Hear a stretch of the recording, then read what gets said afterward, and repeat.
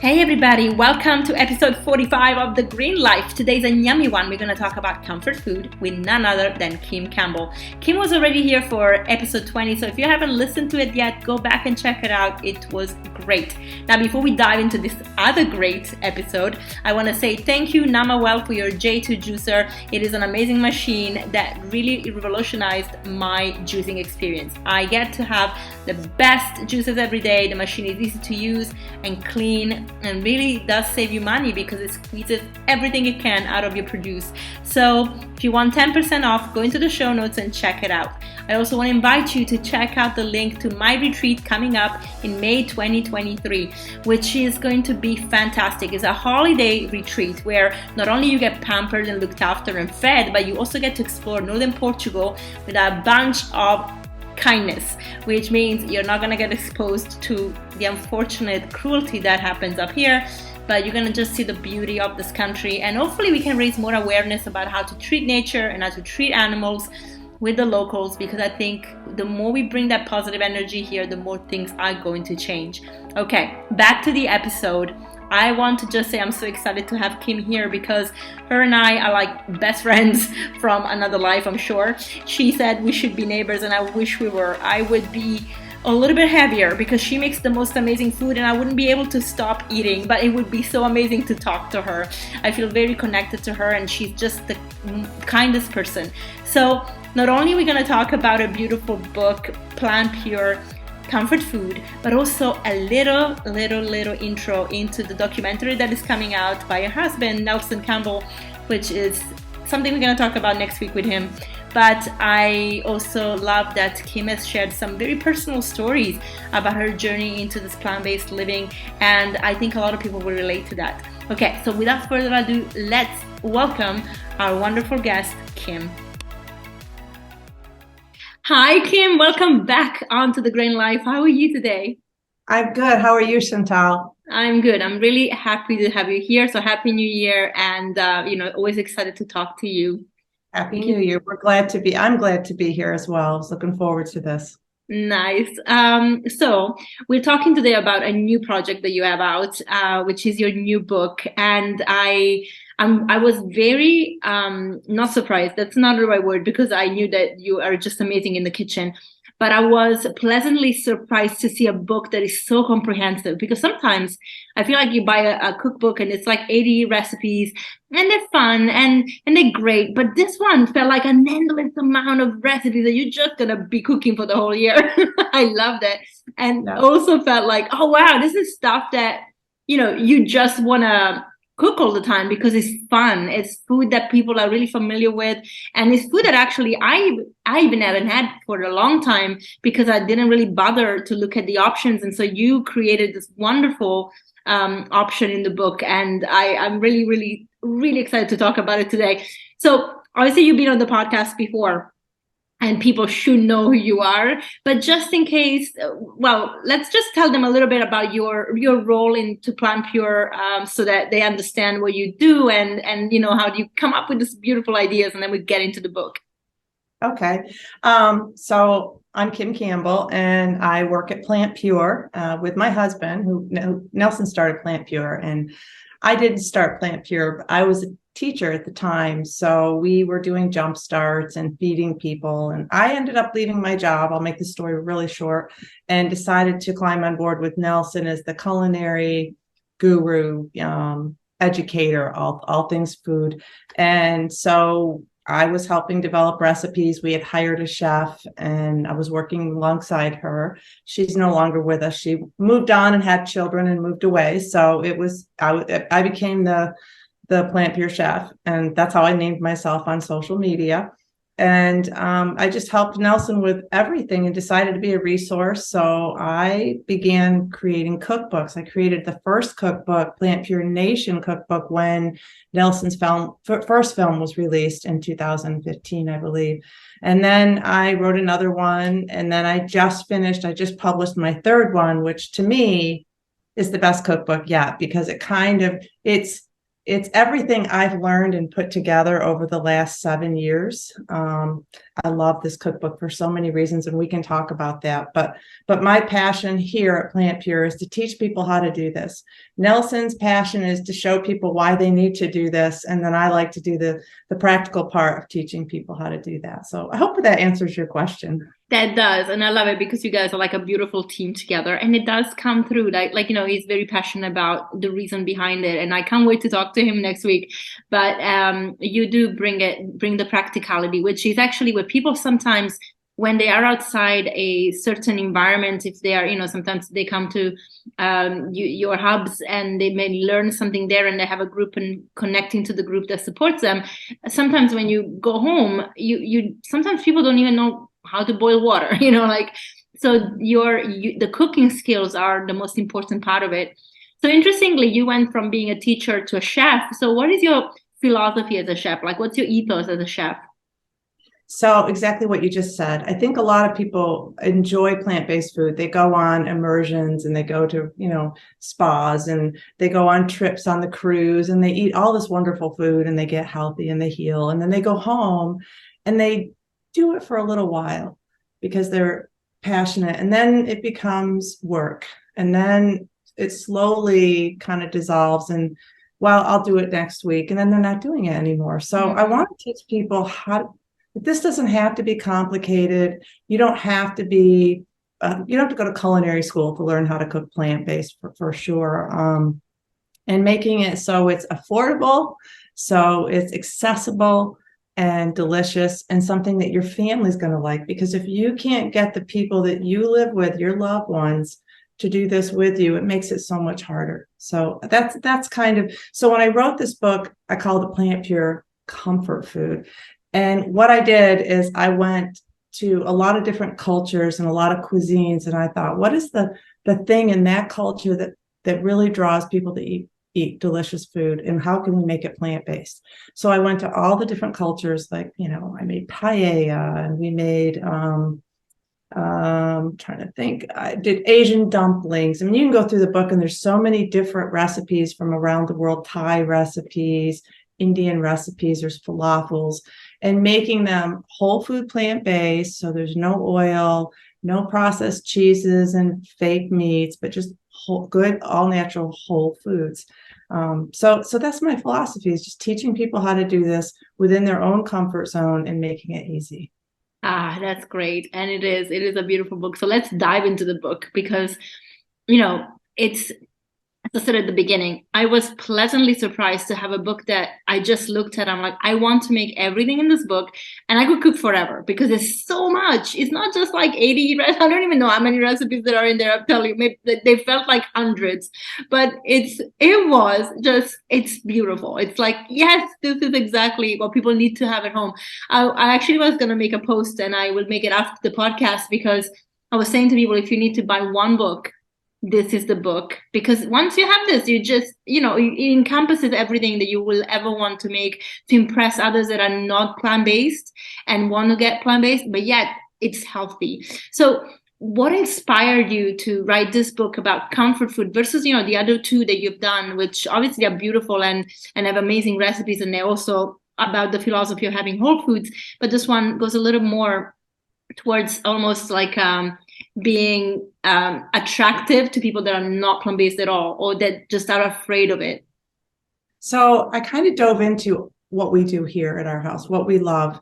And what I just described is what we love. We love food from all over. And so I had already developed those. The pandemic had started. That was what, 2000? I lose track of time, but it had just began. We were all, kind of isolated, and Nelson and I go out to eat every week. We love to go out to eat, just to experiment with different foods. And we weren't doing that anymore. So I said, I'll make it.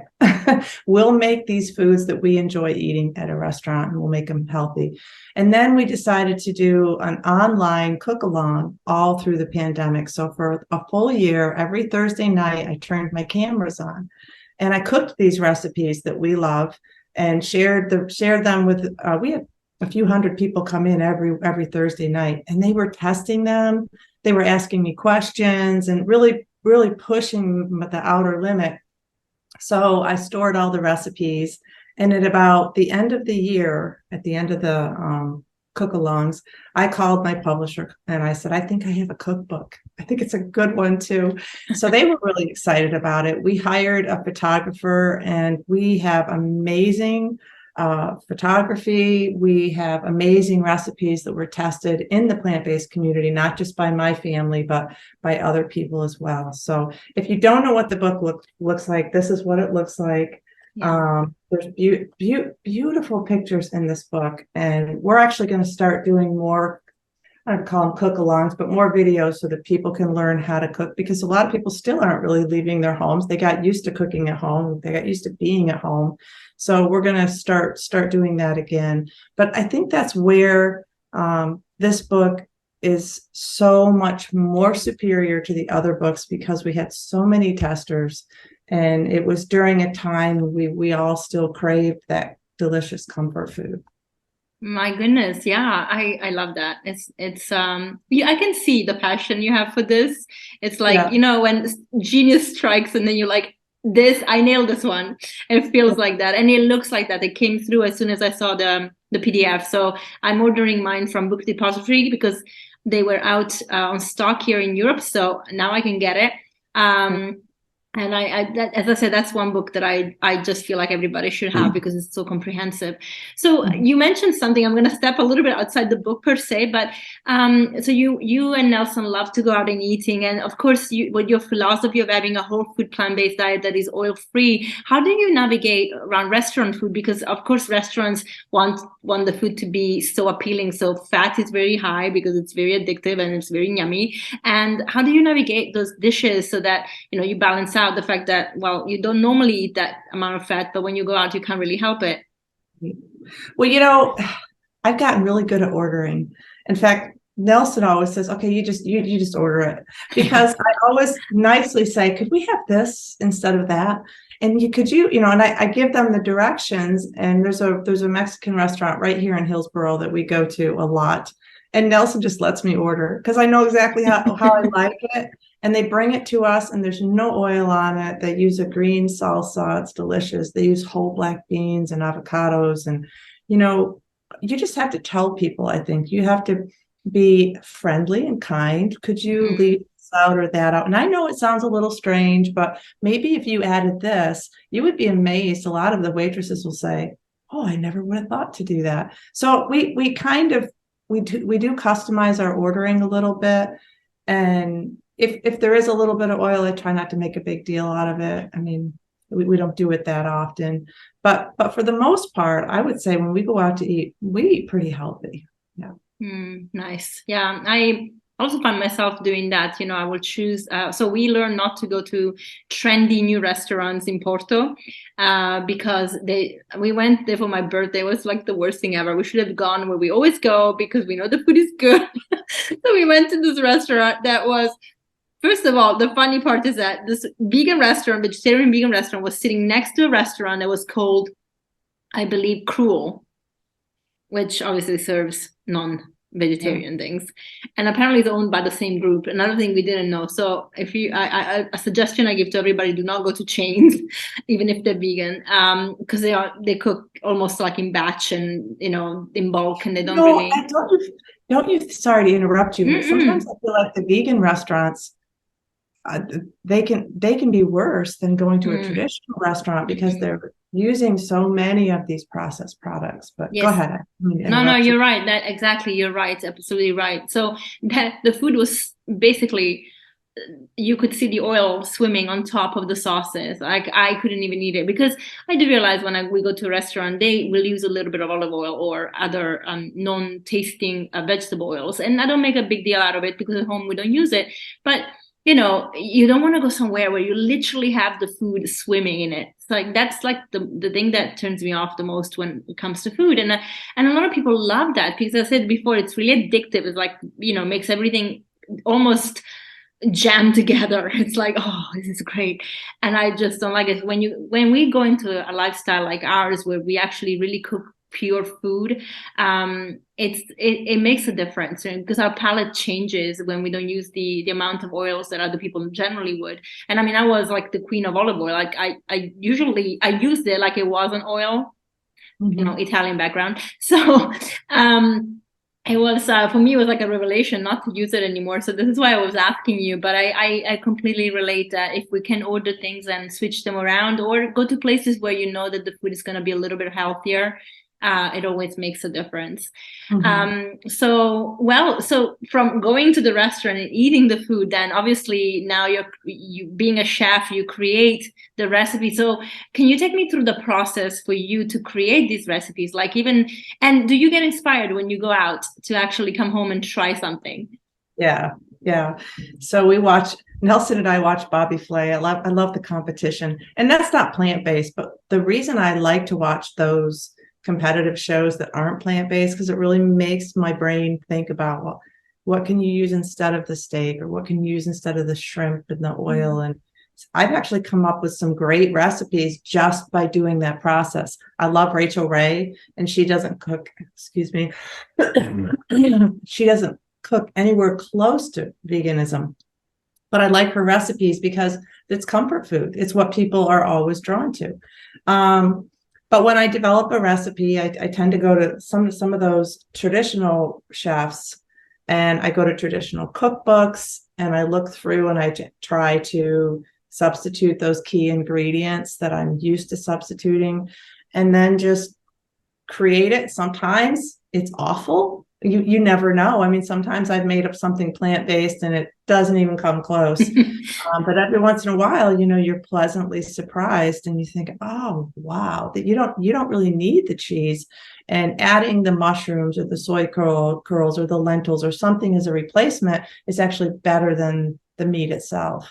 My son always says, Mom, you have to taste what you're trying to recreate.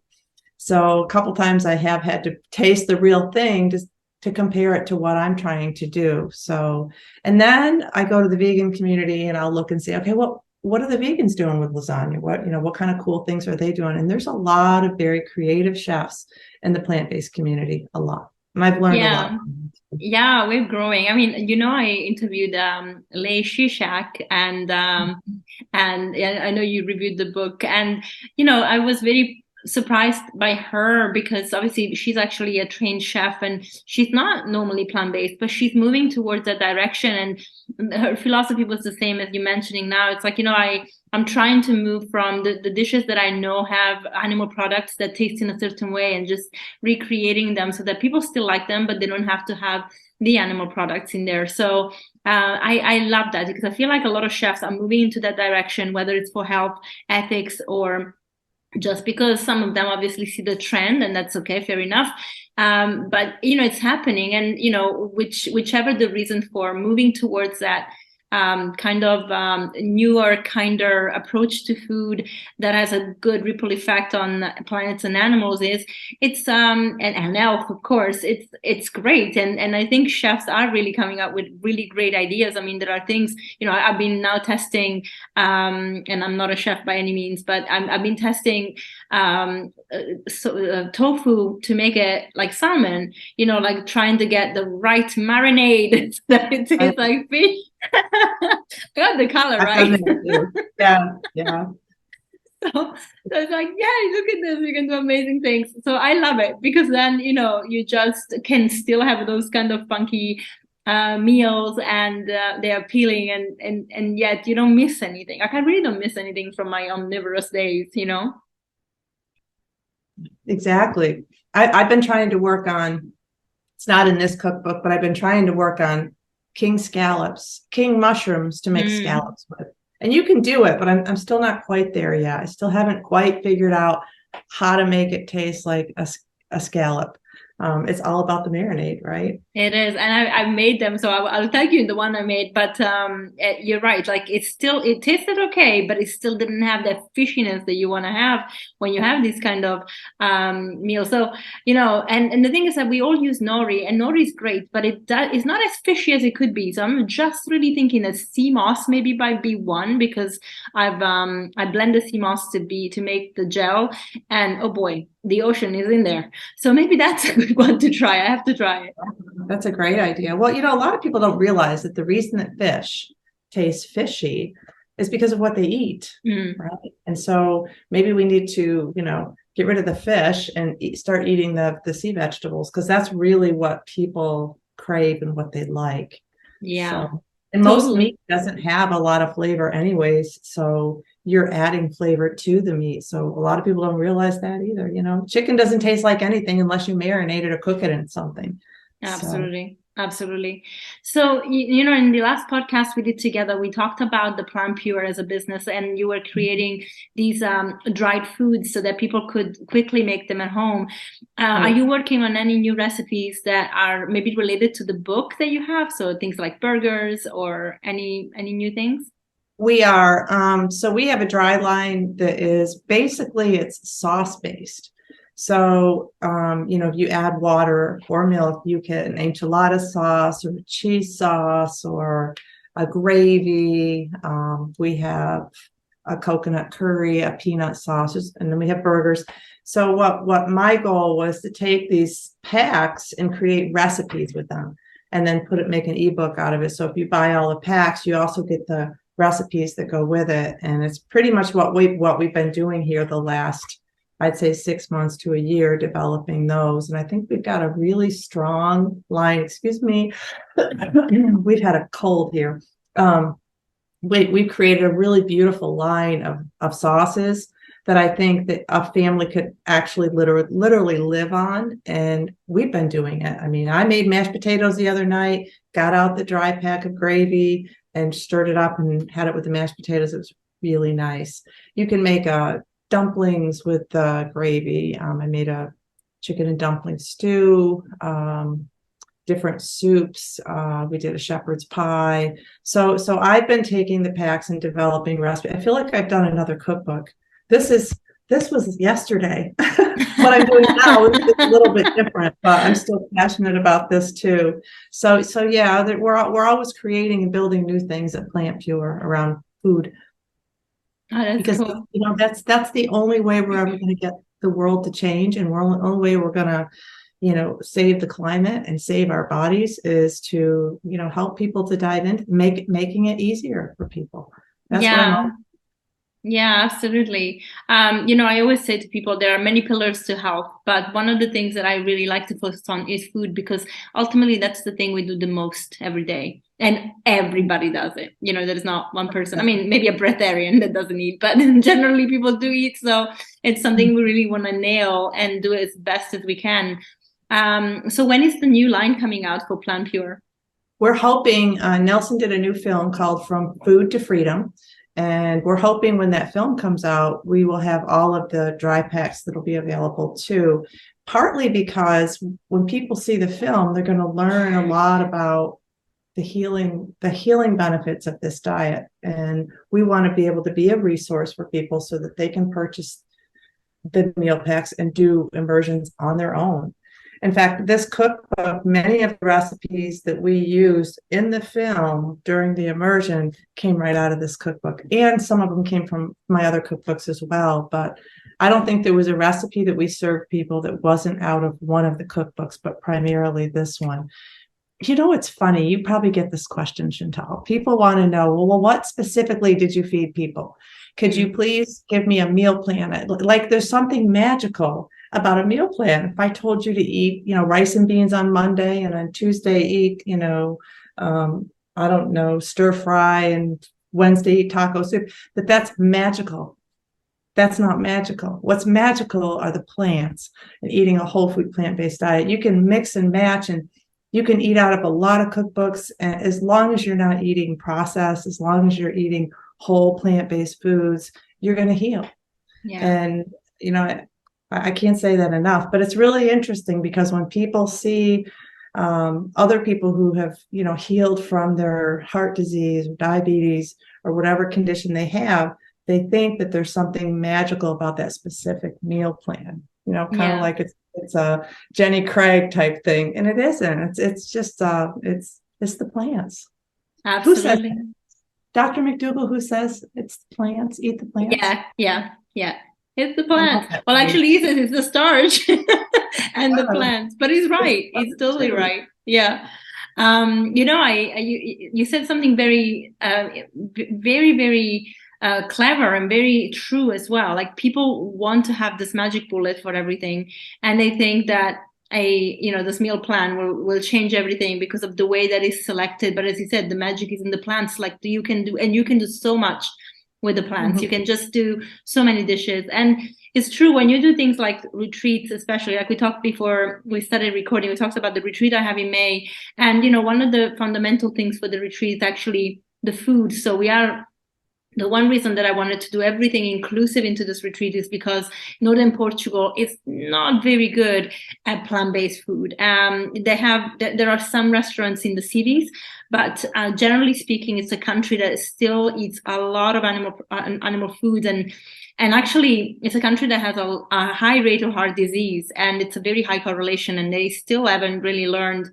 to the relationship between the food and the diseases that they have. So it's and that was one of the reasons. And people always ask me, what are we going to eat? If what is the food that you serve at the retreat? I'm like, it's everything. It's everything that you mentioned. Like you can have tacos, you can have Thai, you can have you can have curries, you can have anything, and it's going to just really be void of animal products, but taste as amazing. And it's all about really that experience of knowing that plants can just taste anything. And you mentioned it before, if without spices, our meat wouldn't taste like anything. So it's the same. You put spices into the curries, you can spices onto the stir fries, and wow, like it changes, the game, and spice can just lift up the flavors. And so that's one thing that people have to wrap their heads around, I feel. And that's the beauty, of course, for us that love cooking, to just really, play around with all these foods and see how we can make them taste. So yeah, totally. Right. And I obviously from the documentary, I know that people were impressed with the food, but we're not going to talk too much about it because we were ordered not to, but I'm going to say that because people need to watch it. As far as the food goes, Chantal, we can talk about the film. I do want to share one thing because one of the characters in the film came up to me very early on. His name is Dennis. And he said, I've never eaten this much food in my life. And I said, really? So I was thinking, people are going to gain weight. They're going to, because they were eating a lot of food, breakfast, lunch, dinner, in between. And he said, I'm not going to be able to eat all this food. Well, he did.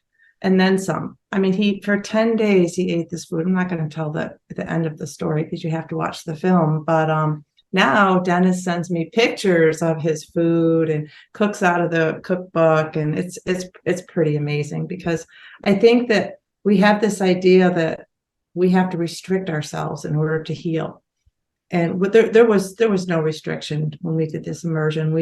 People were eating anything and everything as long as it was in the plant-based world, and they were full. I mean, a couple of times I think they thought I can't eat lunch. I just had all this for breakfast, and it's amazing. But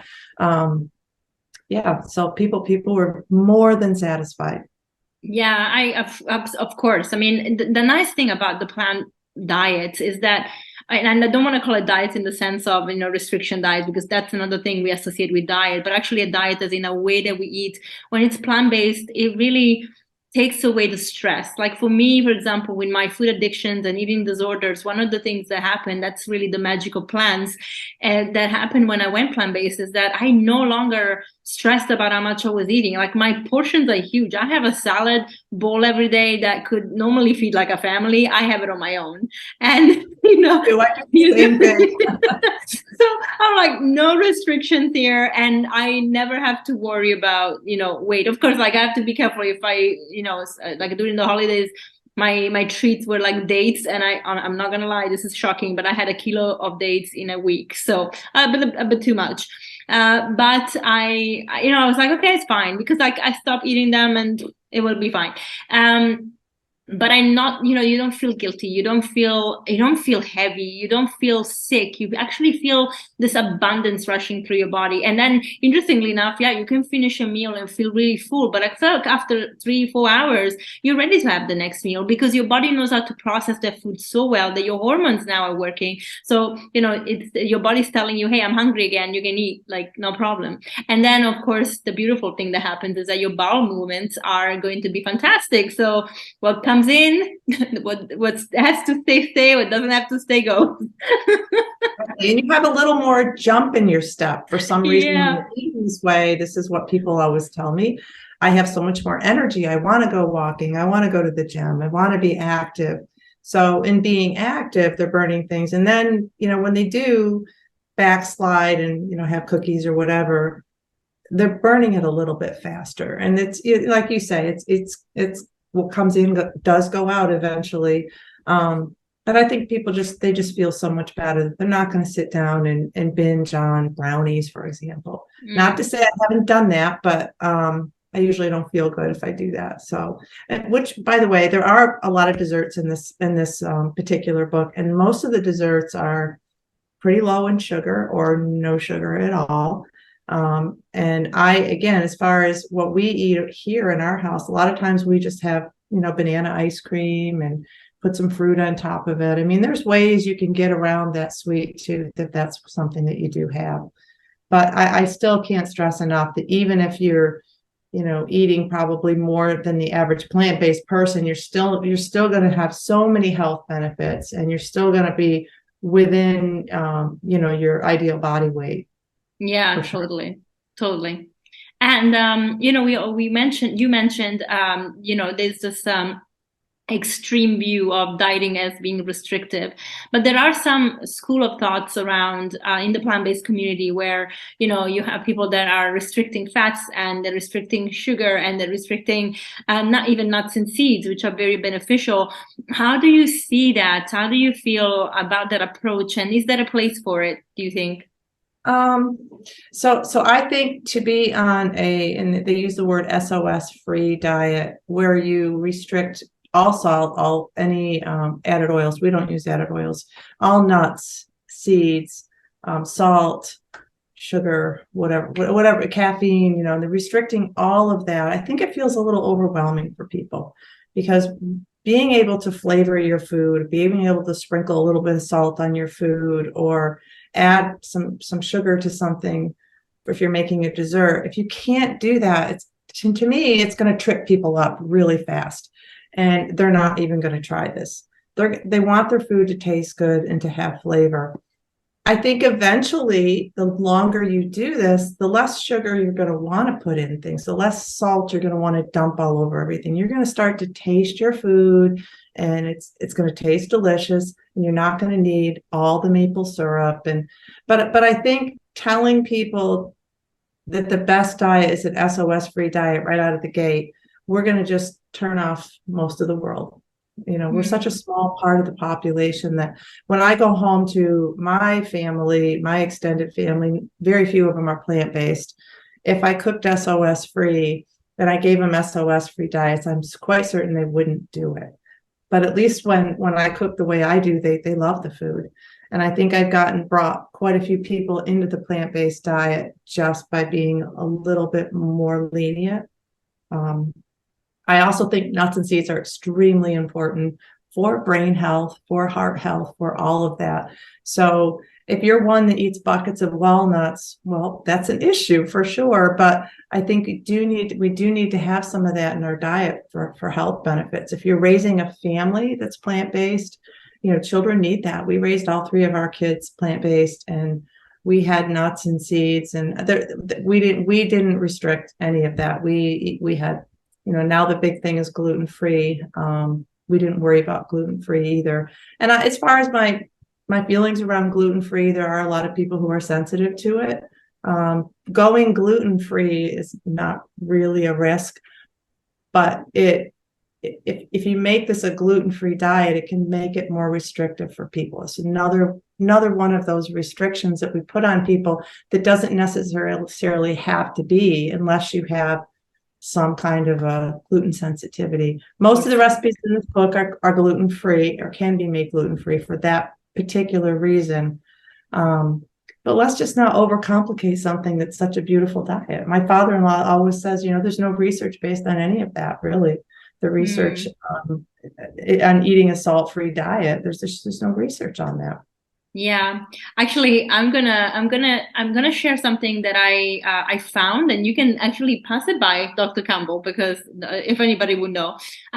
So one thing you mentioned about salt, and I agree. You know, we kind of decrease the amount of things that we use into our diet by eating more pure food. For example, since I stopped having even processed vegan food after my 2 years off the wagon kind of journey, I the fruit that I have, it's really candy from nature. It's so sweet, which is why I can actually have a little bit too many dates. But even like blueberries, that I never really tasted blueberries. I was like, yeah, it's okay, but it's not sweet enough. But now, wow! And of course, bananas, which I'm addicted to. But I also, you too. But I also feel that one thing that happens when you go on a plant-based diet that is whole food plant-based is that obviously we get a very big amount of potassium from our food. That becomes one of the minerals that is really in abundance. And I feel that when you look at our biology, at this point, having sodium from things like pink Himalayan salt or sea salt is actually a good thing. It's necessary for our body to balance out how we are, how we are draining our body, how much, water we retain versus flushing it out, because we don't want to just drink and get it out and then everything goes out with it. We want to make sure we're balancing our electrolytes. So I feel that for someone on a pure plant-based diet that is whole food, actually things like sodium, obviously in controlled amount, not crazy amounts, it's a good thing. And we need it, because I feel like we demonize sodium because of our standard American, standard Western diets, but eventually it's all in balance. Like, is sodium bad in which context, right? I feel. That's such a good point, because I think the processed foods are where we're getting our sodium. We're not getting our sodium from our potatoes and our salads and our fruit. We're getting it from the bags of baked chips, which is something I have gotten into in the past. There's so much salt in that. So that's not the salt that I'm talking about. But I think the more processed foods you eat, the higher your sodium is going to be. But if you're cooking all of your own food and you're making it from scratch, you're getting a lot less sodium just because you're putting your own fruits and vegetables into your meals.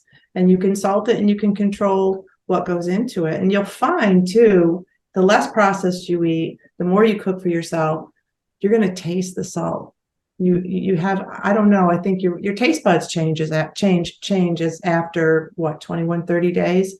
Sugar becomes more pronounced, salt becomes more pronounced.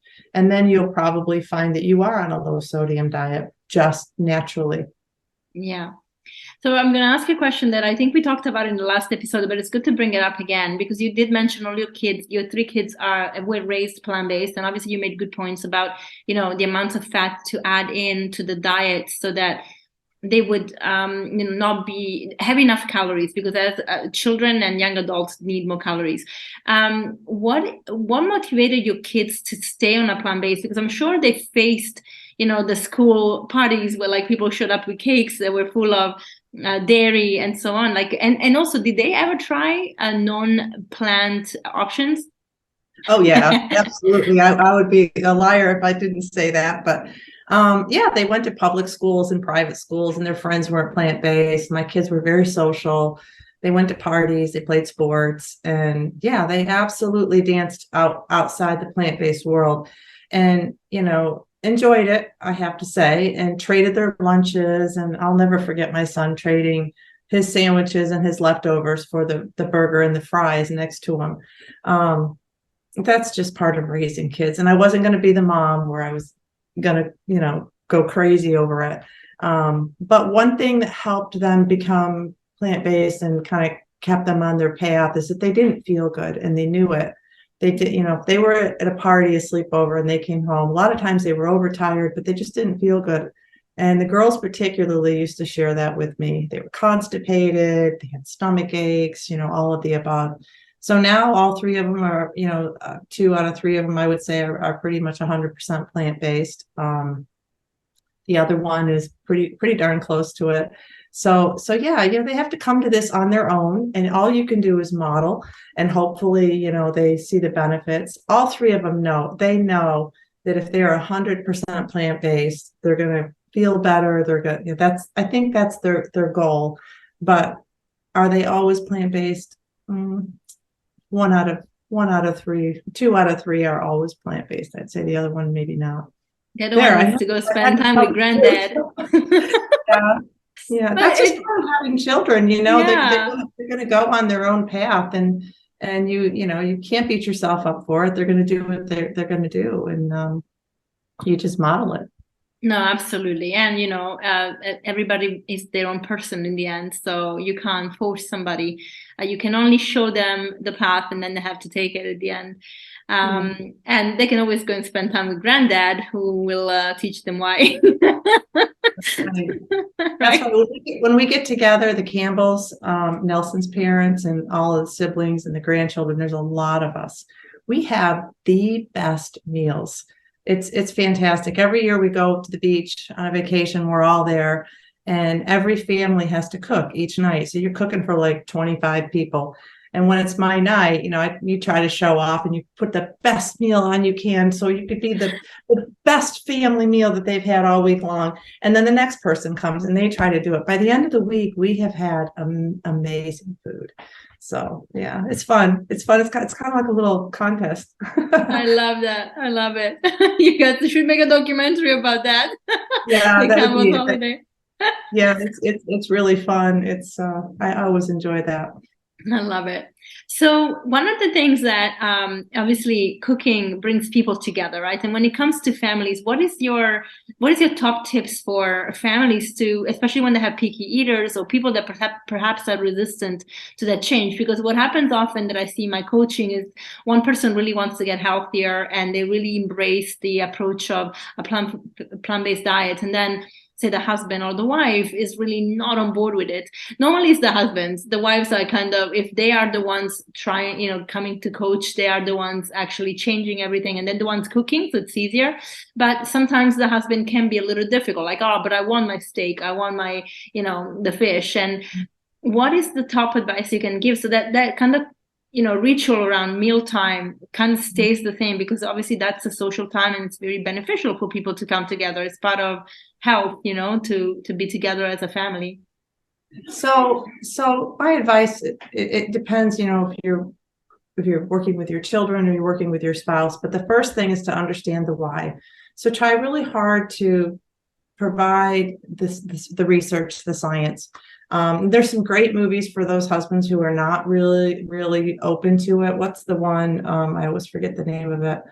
That was just out about the plant-based athletes. Help me out. I think you're talking about Game Changers. Yeah.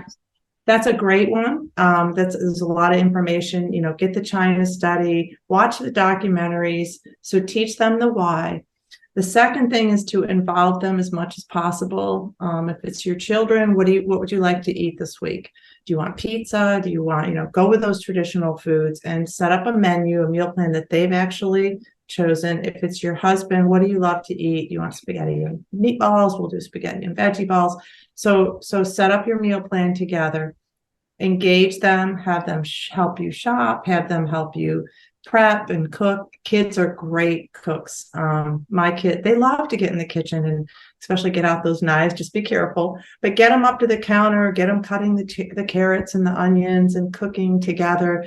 Kids, you'd be amazed at how much kids love to cook. And I know that from my teaching experience. I taught science, so I always did a little week on nutrition.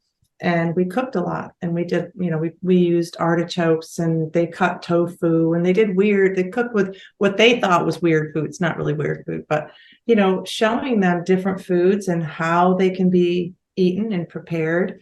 And then, just keep doing that, keep engaging them and try foods that are different. Our kids would go to the Asian markets with me, and they would go through there's so many unusual things, and they would go through the produce section and pick something out that they'd never seen before. It's furry and it's long, and I'd say, okay, well, we'll look it up and we'll figure out how to cook it. So, and the more they try things, the more likely they are to enjoy them.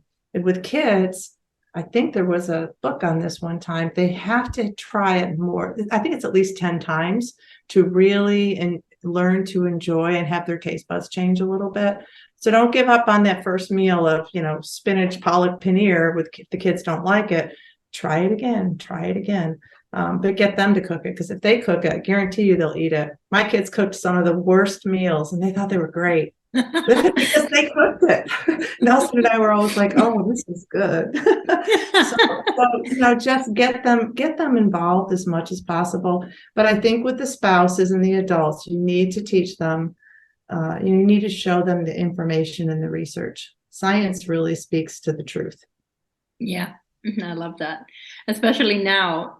It's with this carnivore diet. Oh my God, I can't even. So you're probably familiar with Simon Hill. He does such a good job at demystifying the absolute nonsense that people like Saladino keep on sharing about, fiber being bad for us, or that, if you don't need. It's like, how can we even justify, like, how can anybody have the courage to come and maybe talk about one or two studies, like that angle that maybe shows something that is not relevant and is not definitely not prevalent? Because when you look at the science is clear about what diet, fiber does for people. And yeah, of course, some people might have issues eating more vegetables at the beginning because they never had it before, so they're not used to it. But then, you have doctors like Will Bolshevik is teaching people how to train their gut to actually then receive more fiber.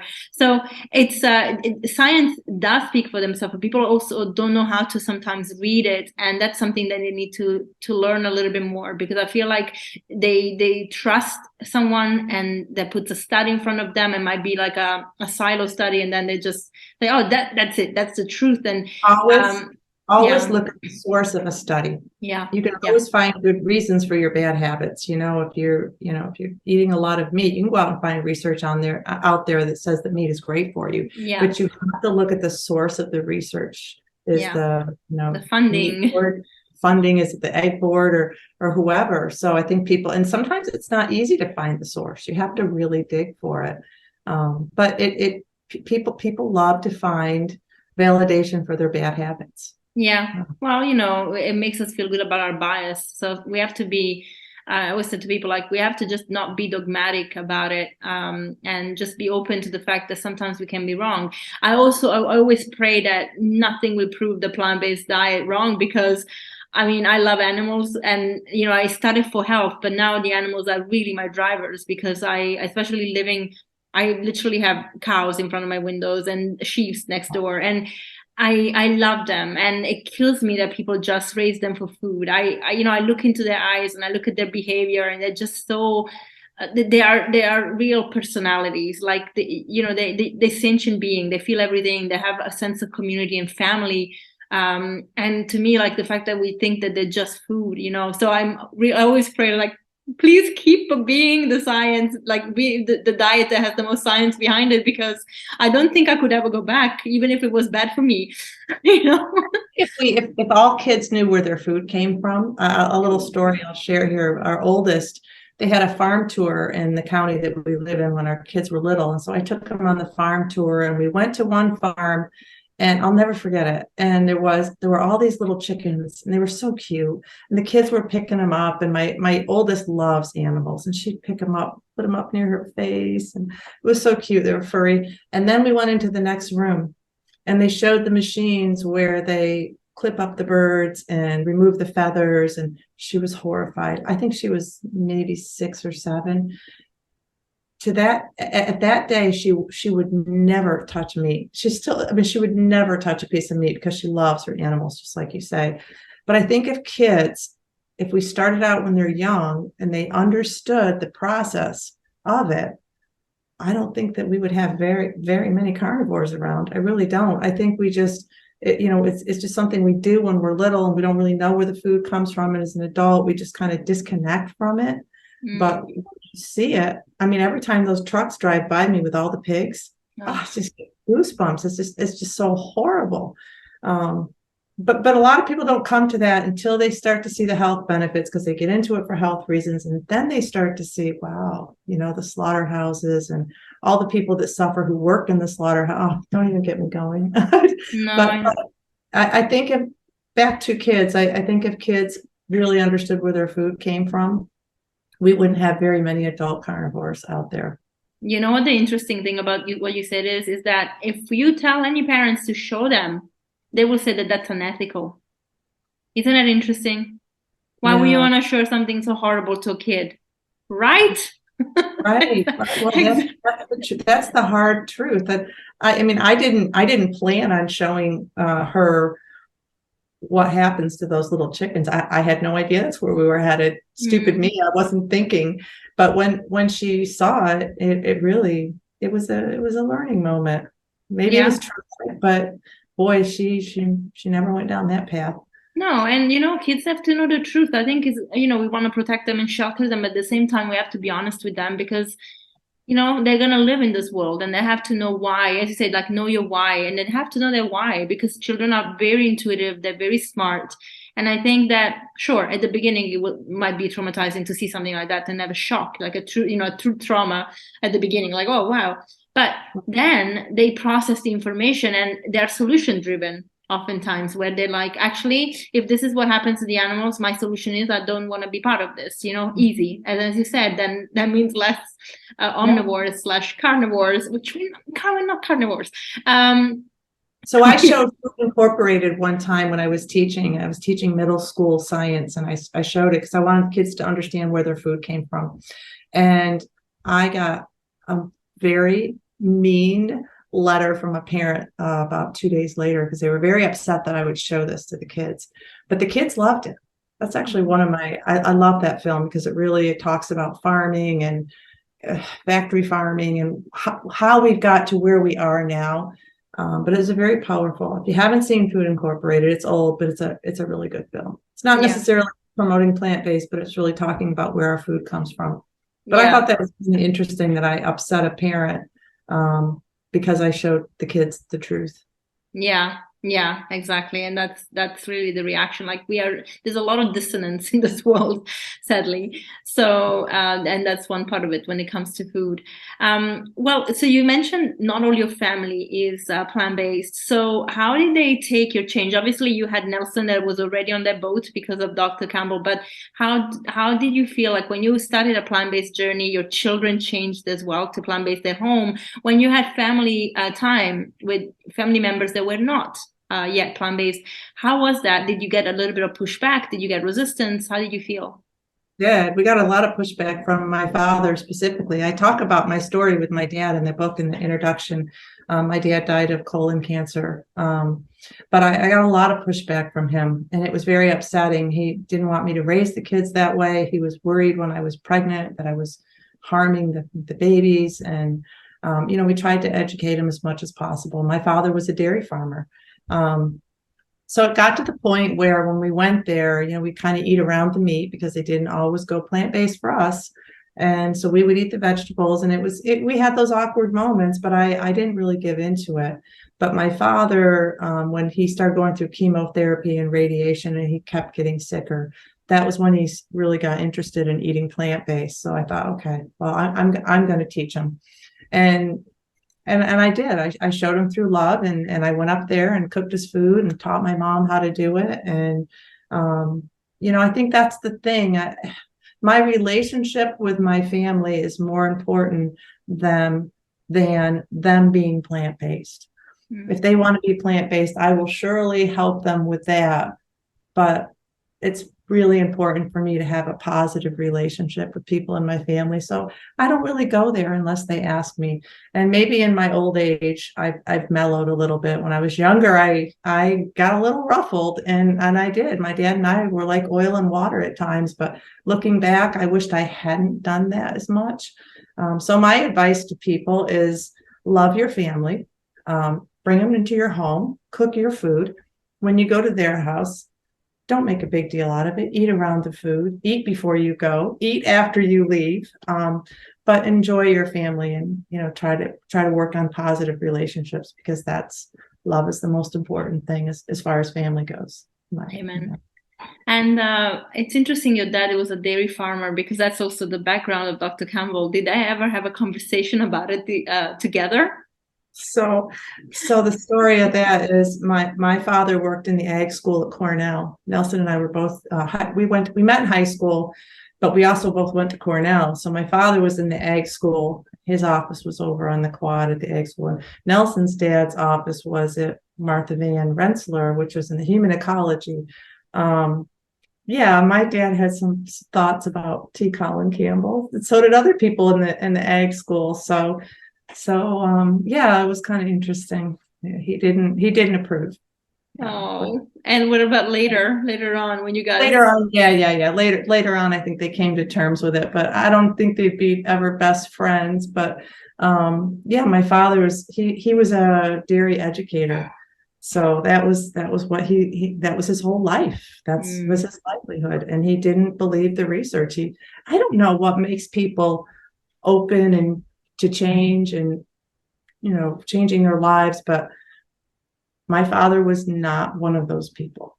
So it created a little bit of tension when there were gatherings where we were all together. It was just like, oh, I always get kind of nervous because you don't know what people are going to say. But yeah, that was hard. That actually was what caused a lot of the stress and my relationship with my dad. But you know what? In the end, it doesn't matter. It's just not important. You not only rekindled, but also, showed him, and he wanted to know. I think that's like short of a miracle, for somebody that never wanted to know any other way. Yeah. And he knows what he knows now. He knows the truth. He knew the truth, I think, in the end. And I think he's somewhere looking down and he's thankful that I'm teaching this message. So yeah. I just think life is too short. It's just too short. And I'm only telling that story not because there was all kinds of problems, but because I think there could be if you don't just kind of let things slide off a little bit. Think about what's most important in life. Absolutely. And I think a lot of people find themselves in that situation, where they have this pushback, which is why I asked the question. So I'm sorry if it went a little personal. I did see the story in the book, but I also thought it's interesting to just be aware of the options that we have. And also we're running out of time and I'm not going to take too much of your time, but yeah. So, okay, let's just finish with your favorite recipe in the book. And then, let's start with that. Your favorite recipe in the book, that if you had to tell people, make this first, that would be it. Okay, Chantal, I don't know if people always ask that. I don't know if I can pick one that's my favorite, but I will tell you there are two that I really love, and one that I cook often and one that I'm going to cook tonight is I love the lasagna stew. I love it. It's a really simple recipe.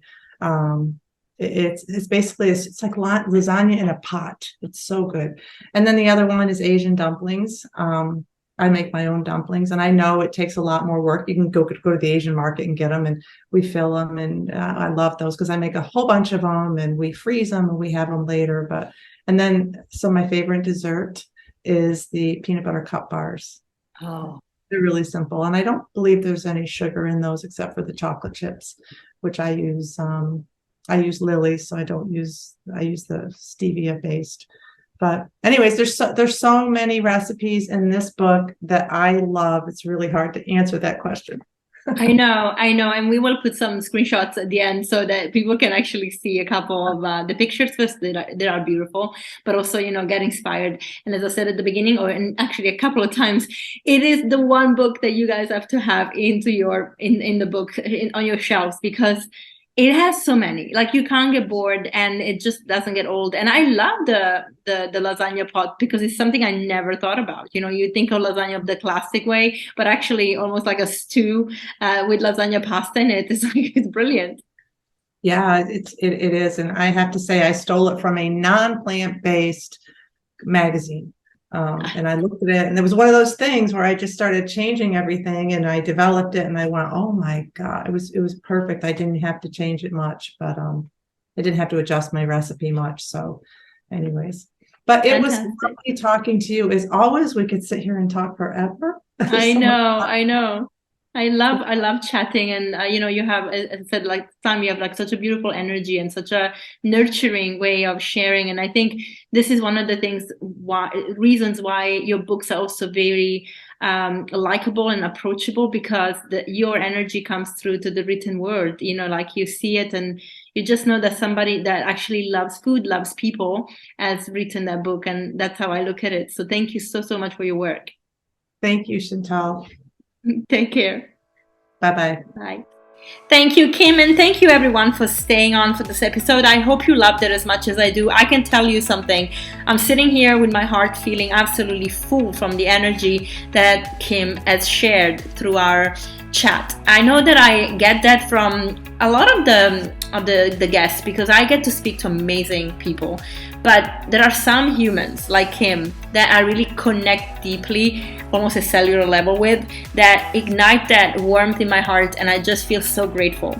So I hope that you can see that our work is coming from a place of love, from our heart, and that you can support her. So make sure you check the book, Plant Pure Comfort Food. I honestly love it. I think it's one of the best things to have in your kitchen, because it would inspire you to make not only healthy but also comforting food that even your non-plant-based friends and family will like. And so I feel that's really important, to just get people to understand that we're not just eating salads and carrots, we're actually having amazing food. So yeah, go into the show notes and check out everything that Plant Pure does, all the hubs, all the support, all the recipes. And stay tuned for next week, because we're gonna have Nelson Campbell on, and we're gonna talk about this new documentary a little bit, and we're also gonna talk about the journey that inspired him to create Plant Pure Nation and the Plant Pure business. So I am looking forward to that. I'm looking forward to getting your reviews and shares, and I really appreciate you guys. So thank you for being part of the family. See you next week.